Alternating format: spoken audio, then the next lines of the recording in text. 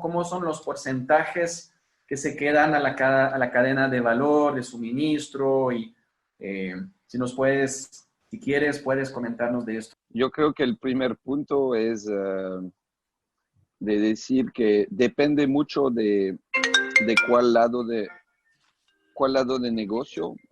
Hay algunos lados de negocios, pero en nuestro lado, digamos, para lo que llamamos el B2B, que es para los chefs, eh, mira, en un chocolate 70%, eh, el precio el precio del cacao habría que calcular, pero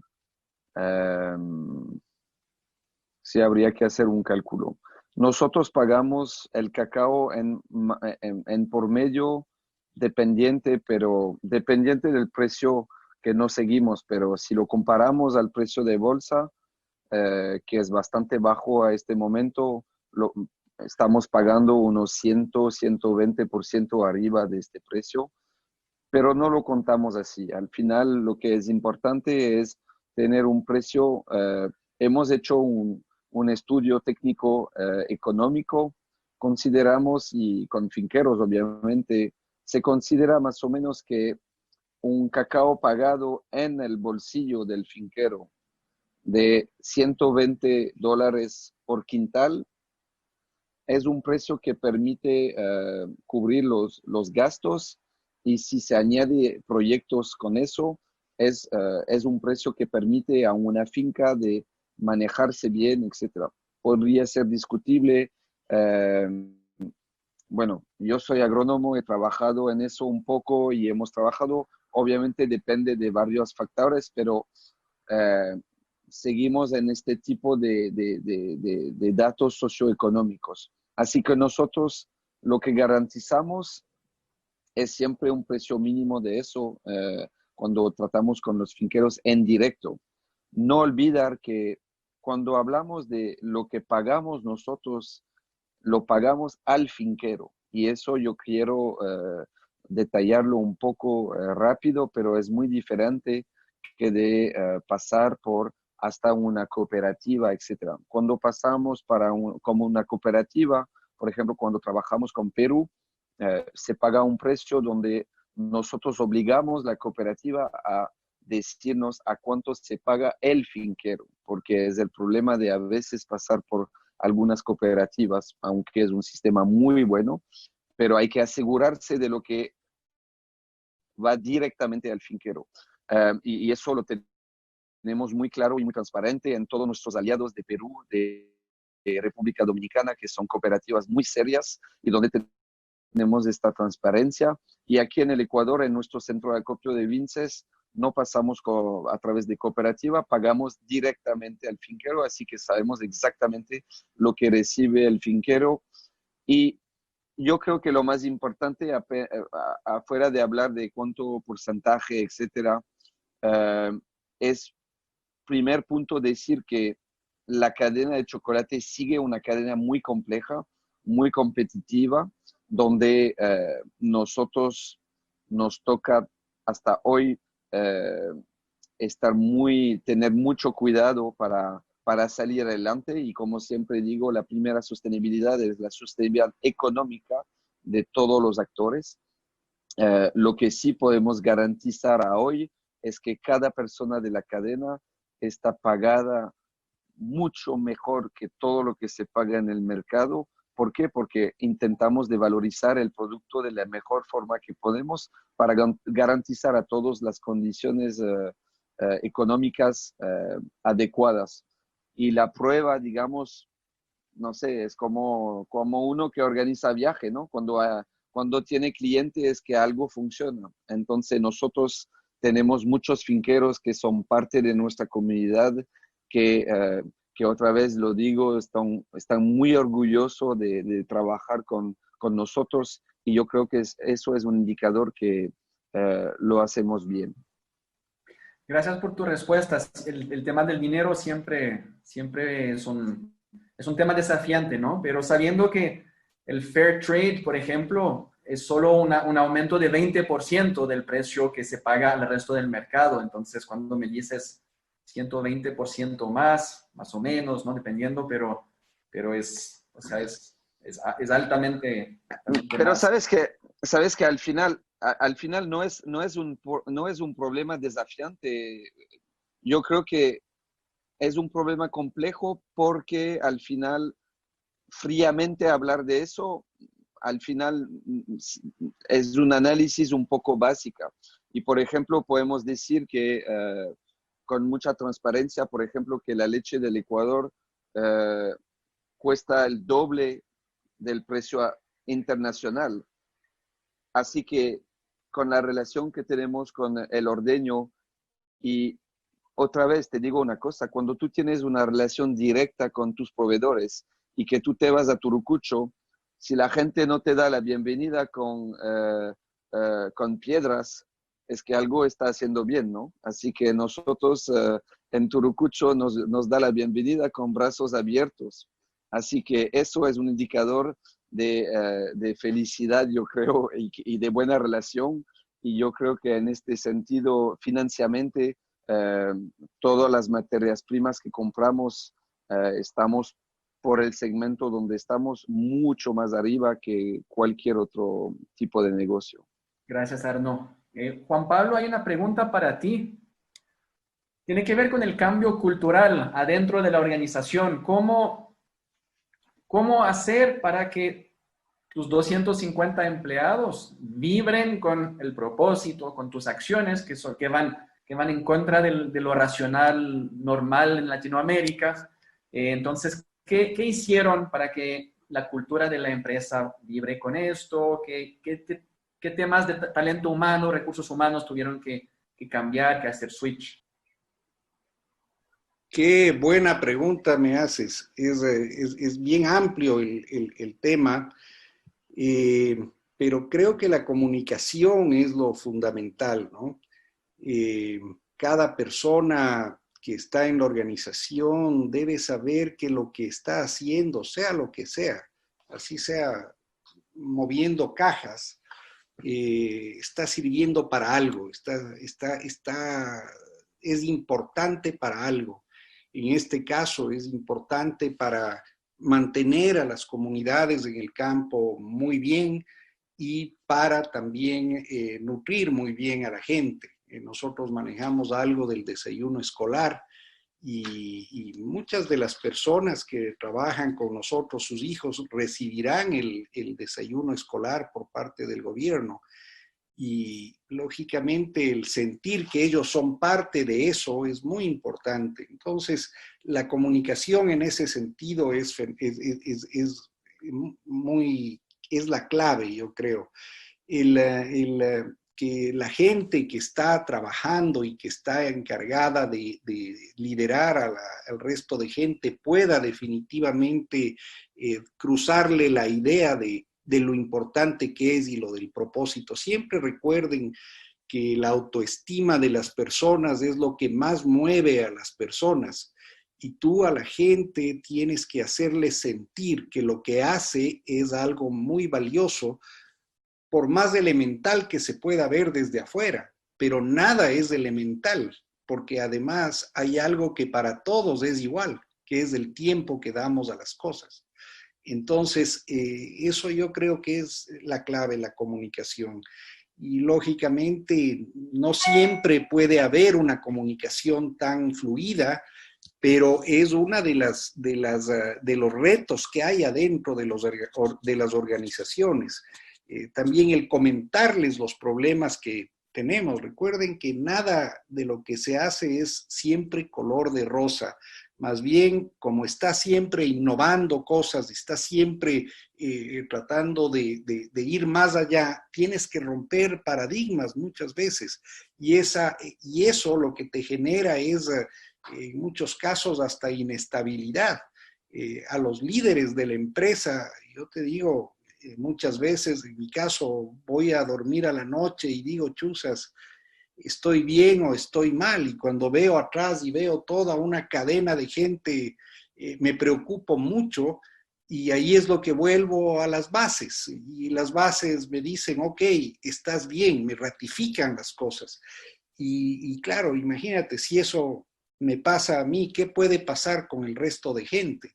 Y lo importante es mantener esa comunicación, ¿no? Y para eso hay profesionales fenomenales. Yo tengo la gran ventaja, yo te digo, recontra gran ventaja de tener un hijo que está totalmente involucrado en esto y es un profesional en el tema de comunicación y de recursos humanos y hace una dirección en este sentido bastante poderosa.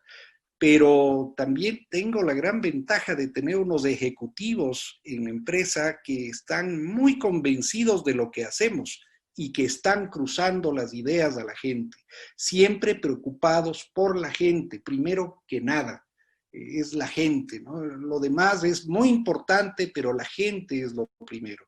Y eso es lo que vale la pena. En Latinoamérica, de lo que yo he podido darme cuenta es que hay jerarquías súper piramidales, que bueno, hay en todo el mundo, pero en Latinoamérica hay como un impacto hasta más fuerte que en Europa, que en Estados Unidos.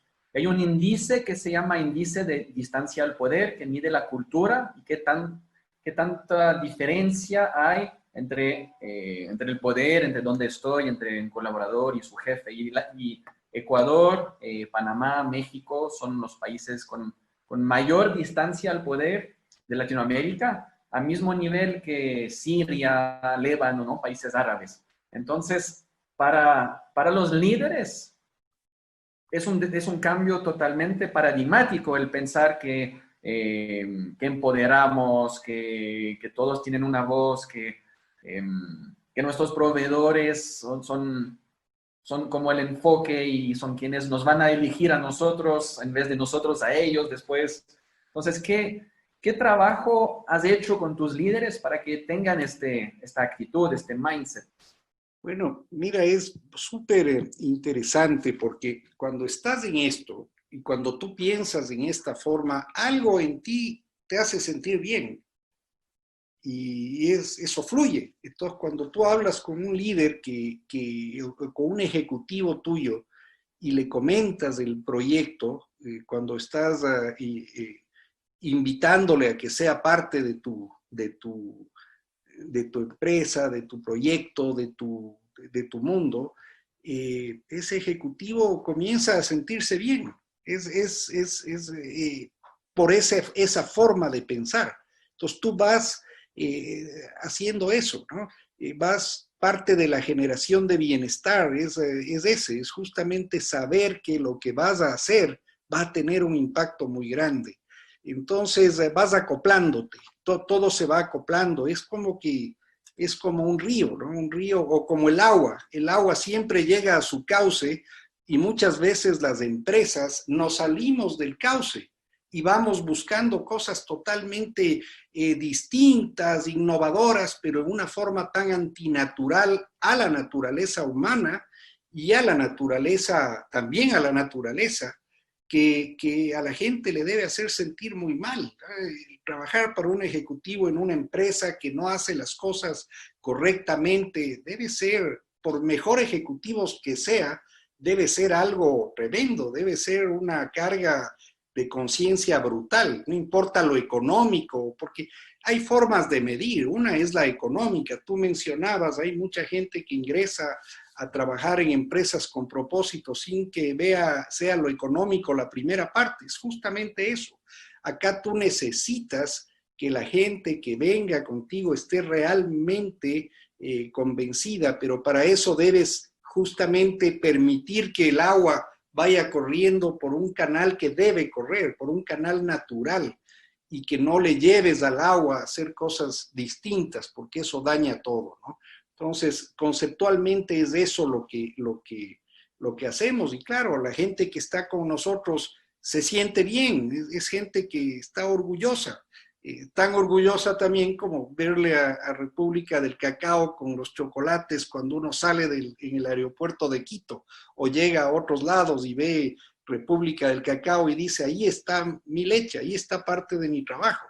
Es ese el orgullo que debe haber también internamente en las empresas cuando las cosas se van haciendo en forma natural. Hay gente que dice siempre go back to the basics. Y yo creo que ese es el principio. Nosotros lo que tenemos que hacer es ir a las bases. Y las bases, lo primordial, son los sentimientos humanos, ¿no? Eso es lo fundamental. ¿Qué beneficia la comunidad de proveedores, la cadena de valor? ¿Qué beneficia a que seas empresa B, Arnaud? ¿Qué beneficia que sea empresa B? Voy a darle la vuelta a la pregunta. República del Cacao y su propósito desde el inicio, yo creo, fue algo que al final, para ser súper sincero, no tuvimos que cambiar muchas cosas para ser una empresa B. Y eso era el primer orgullo que tuvimos de decir, qué chévere, ¿no? Qué chévere que al final cumplimos con una certificación que defiende este triple impacto. ¿Por qué? Porque al final el modelo de negocio desde el principio ha sido pensado en este triple impacto y que beneficia a un proveedor ser parte de la comunidad República del Cacao. Beneficia, ¿qué significa eso? Eso significa una visión de largo plazo económica,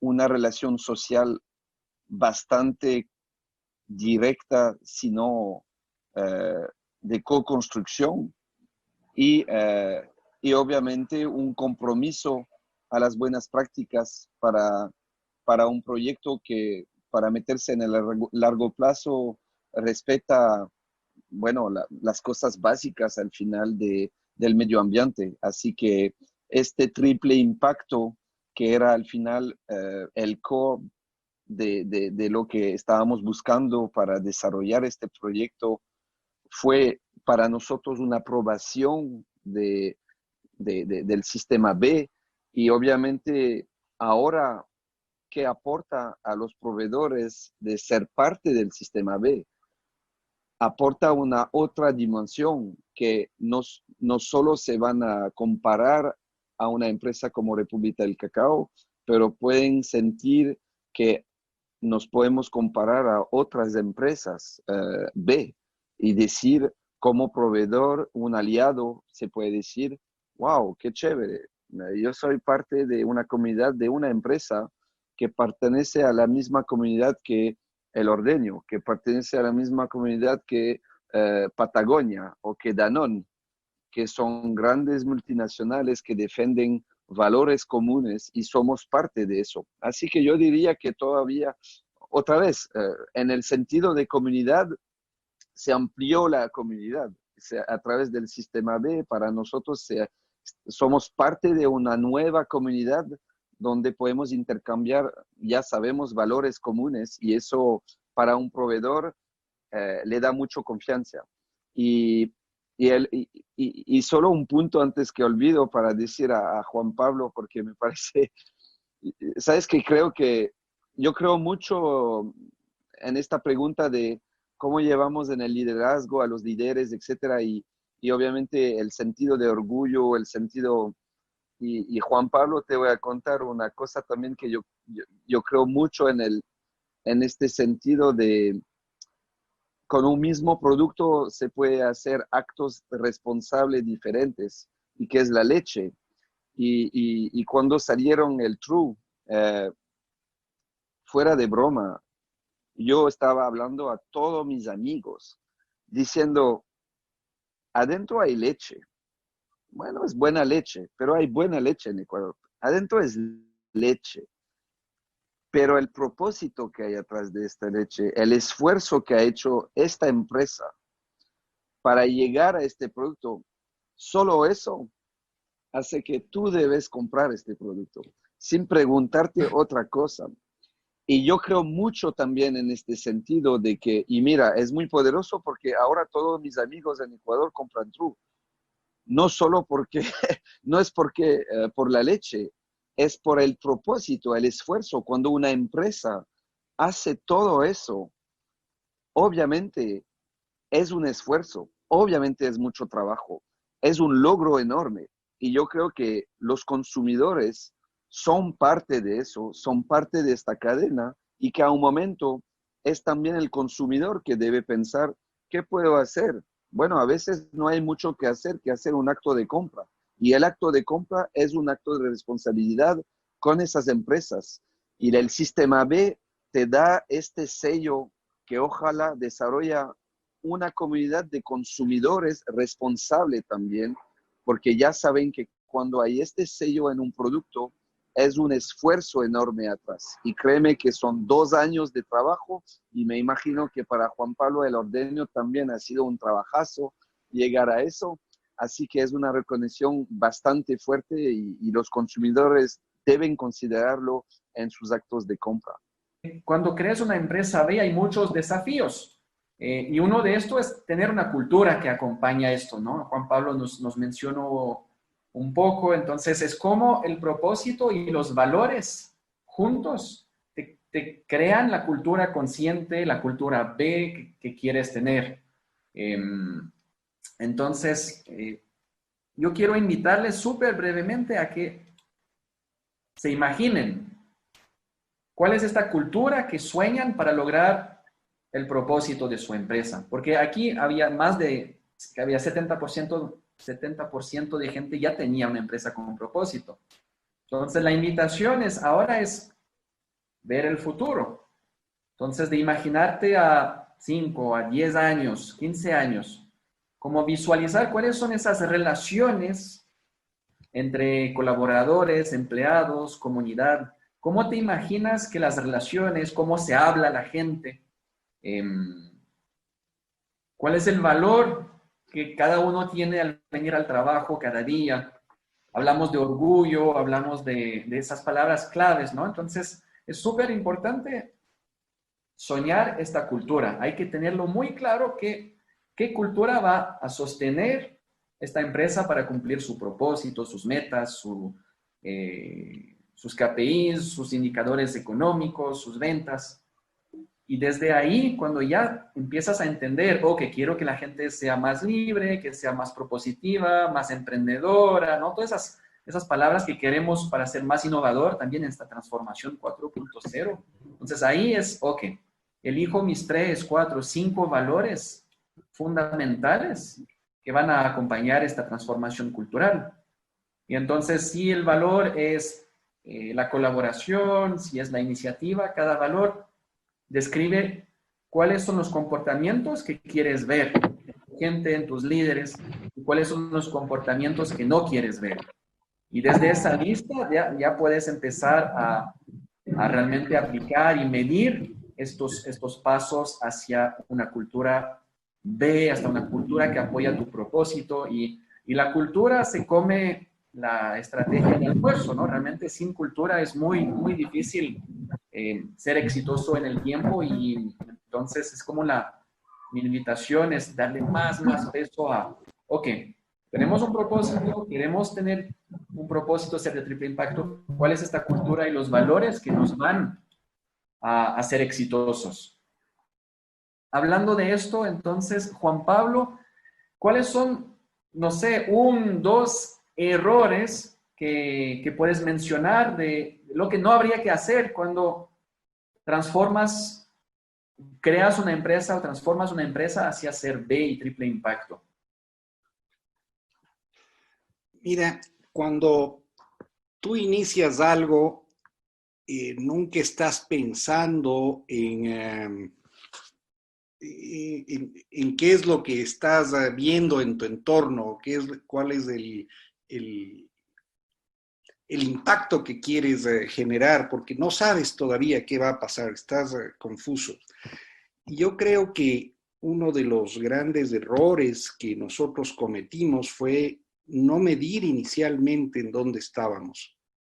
Creo que la medición es fundamental, no para generarte estrés o para ponerte temas extremadamente duros, sino para que puedas medir el camino por donde estás yendo. Si tú no sabes en dónde estás, si tú no mides las cosas, te decía, no sabes a dónde, no sabes en dónde estás. Y yo creo que ese para nosotros fue un error muy grande, ¿no? El otro error que normalmente cometemos es que tú comienzas a autoconfirmarte las cosas que estás pensando. Y esa autoconfirmación es tremenda, es una cosa que te puede dañar totalmente desde la cultura de la empresa hasta hasta la visión a dónde vas, porque crees que todo lo que haces está bien y posiblemente sí está bien, pero posiblemente no esté tan bien conectadas, no estén tan bien conectadas las cosas.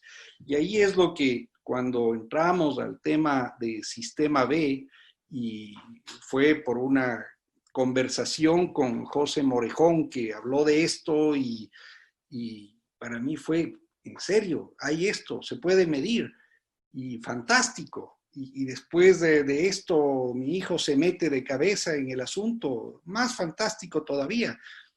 Para mí fue como entrar a nadar como pez en el agua, pero qué difícil encontrar eso. Y la medición hubiera sido fundamental si nosotros entrábamos ya por lo menos con ítems para saber qué debemos medir. Pero no teníamos nada al inicio, fue totalmente empírico.